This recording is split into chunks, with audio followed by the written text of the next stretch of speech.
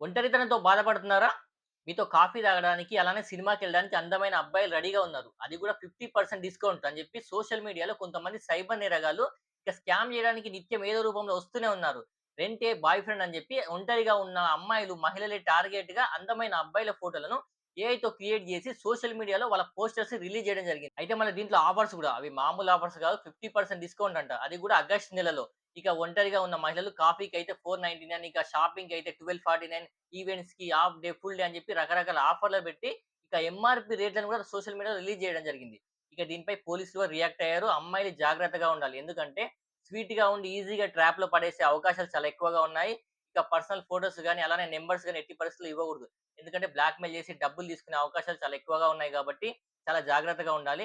ఇక అలానే పేరెంట్స్ గూడా సోషల్ మీడియాలో పిల్లలు ఏం జేస్తున్నారు, ఎవరెవరిని కలుస్తున్నారని జెప్పి కొంచెం అబ్జర్వ్ జేయండి. ఒకవేళ సైబర్ ట్రాప్ గనక జరిగితే ఖచ్చితంగా ఏమాత్రం భయపడకుండా 1930కి కాల్ జేయండి.